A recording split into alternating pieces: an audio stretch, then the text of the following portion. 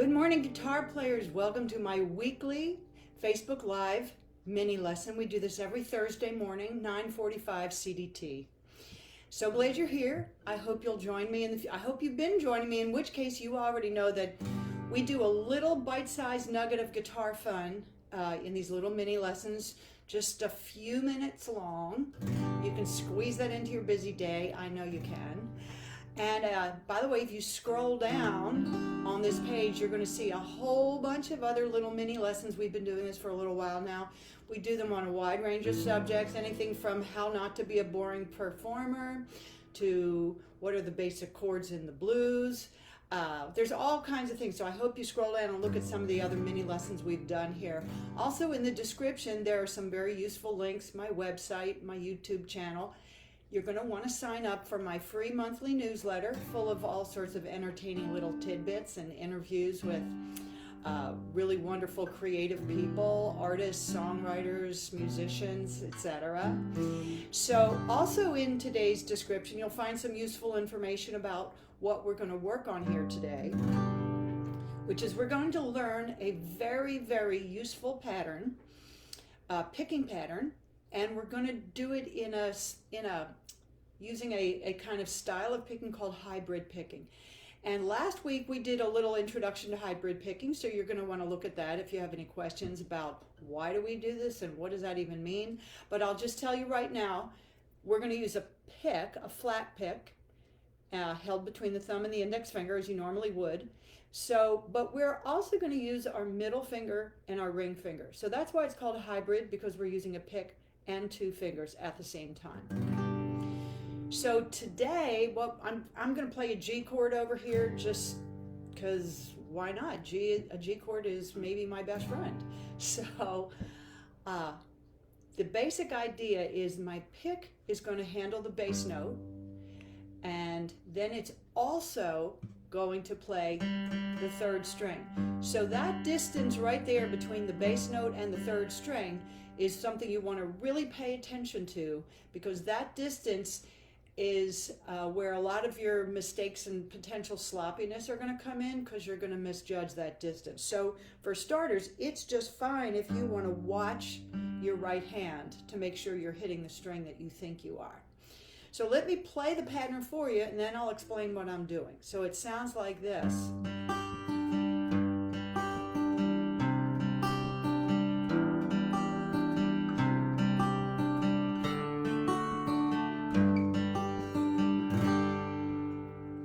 Sound great?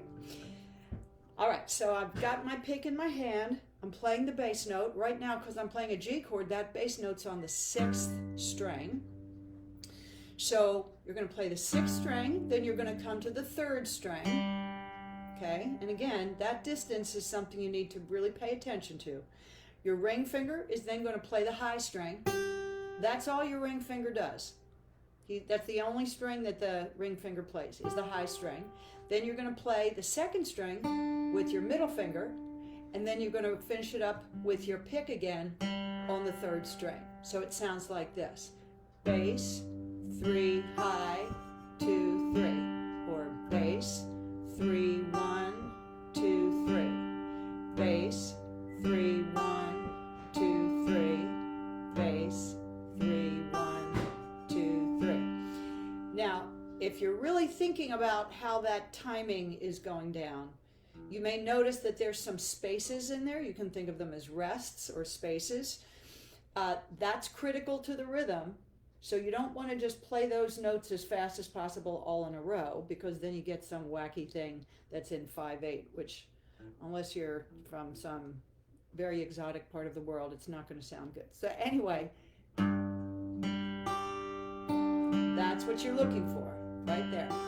Then when you go to a C chord, and I'm going to do my lazy C chord, which sounds wonderful. Lazy is a very high compliment in my world.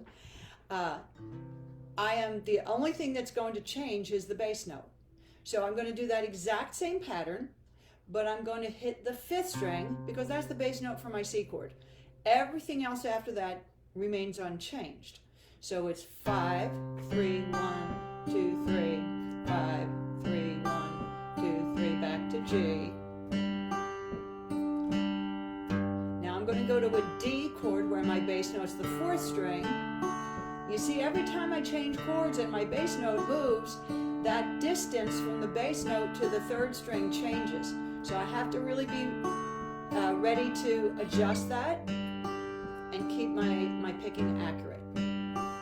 Now, you might be wondering, if you're not familiar with hybrid picking and you didn't watch the video from last week yet, you might be wondering, what are we using a pick for? Couldn't I just do that with my fingers? And of course the answer is yes. I love picking with my fingers. I love playing fingerstyle. There's a lot of advantages to that. But the huge big advantage of hybrid picking is that you are ready to strum if you don't want to pick the whole song. And there are songs where I pick the whole song, but for every one of those songs, there's like a whole bunch more songs where I want to pick part of the song, typically the verse, maybe just the first verse, and then I want to strum the chorus, and then maybe for the second verse I come down to my picking. So I am ready to pick, and I'm also ready to strum, and that combination is pretty irresistible. It makes for a really interesting dynamic performance, more so than if I were to just pick my whole song, okay? Which works well, maybe with kind of a ballad, a sort of a folky, mellow kind of a song, which I love, but this is more versatile, so that's why we want to get used to this. So anyway, y'all, I am doing my monthly Zoom class in August. I do a Zoom class once a month. We just had one last week on the blues, which was so much fun. I could do that just all day long.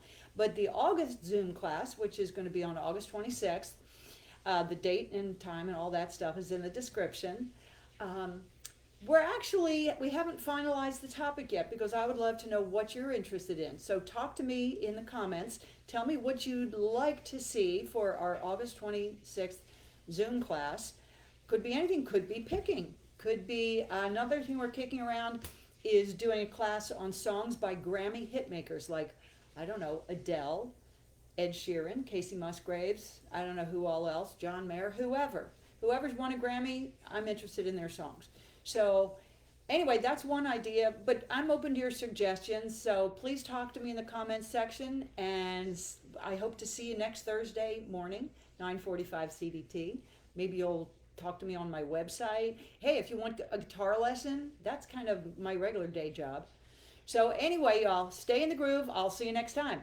Bye-bye.